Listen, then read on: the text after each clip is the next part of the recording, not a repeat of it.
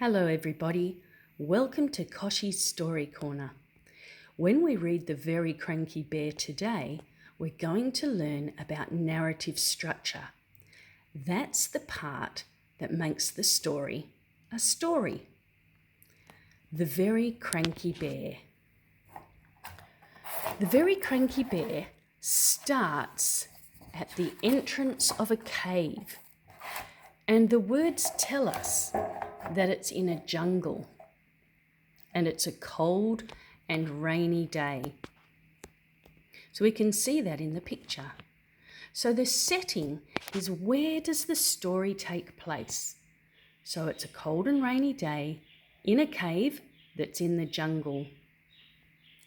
In the jingle jangle jungle on a cold and rainy day, 4 little friends found a perfect place to play. Moose had marvellous antlers and Lion a golden mane. Zebra had fantastic stripes, and Sheep, well, Sheep was plain. So the author has quickly introduced you to the characters and an important thing about each character that actually starts part of the story happening, because we know that the stripes and the mane and the antlers become an important part of what happens next. So they're inside the cave now. None of them had noticed that someone else was there. Sleeping in that cave was a very cranky bear. Roar went the cranky bear.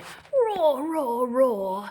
He gnashed his teeth and stomped his feet and chased them out the door. Now this is an event that happens at the beginning of the story that sets the story in motion.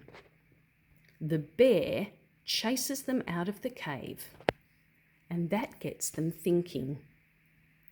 So in the jingle jungle jangle on a cold and rainy day, 4 little friends had nowhere warm to play. And we know they want somewhere to play because it's raining outside and it's cold.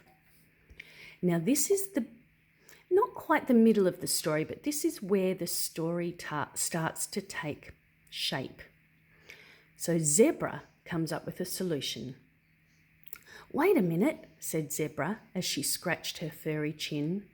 "Maybe if we cheered him up, he'd let us come back in."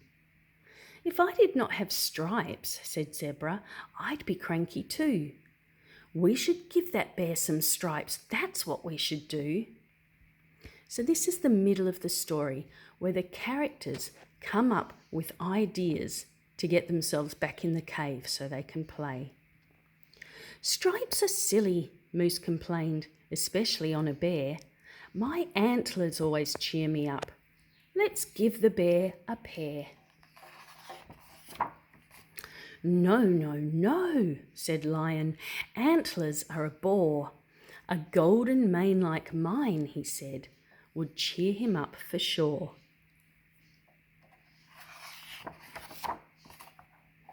So Zebra fetched a tin of mud and Lion some grass of gold. Moose got 2 big branches, and Sheep, well, Sheep got cold.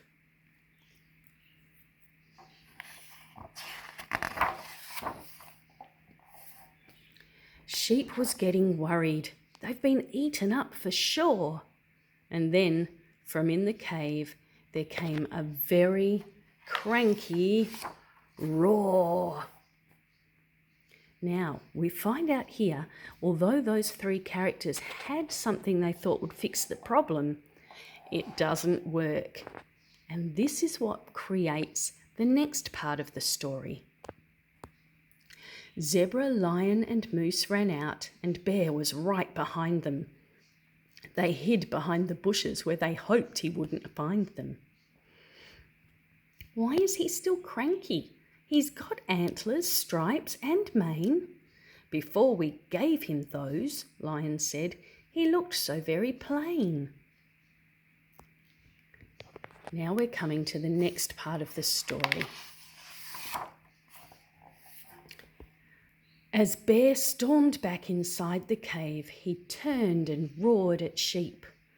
"All I really want," he said, "is a quiet place to sleep." And this is where Bear lets them know what the actual problem is. He's cross because they've woken him up. And this is where Sheep starts to consider the real solution to the story.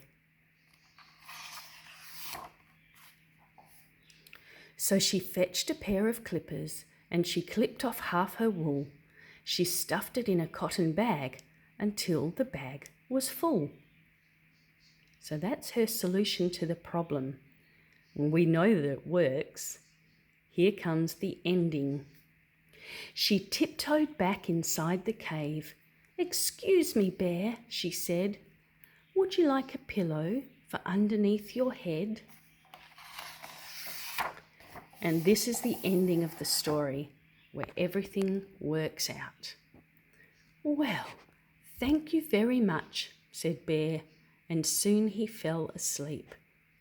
Maybe he was dreaming of a plain but thoughtful sheep. So the beginning of the story was where they woke the bear up and caused a problem.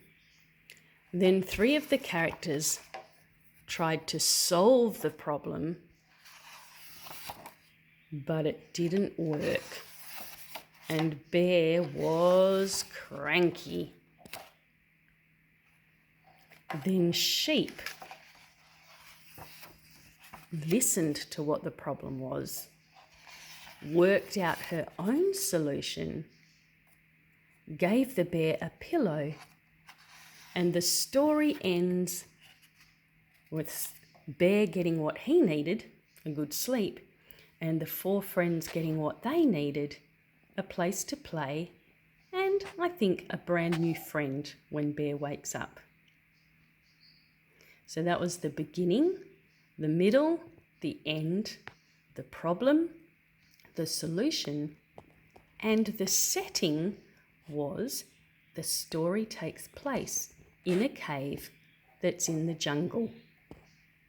Talk to you again tomorrow.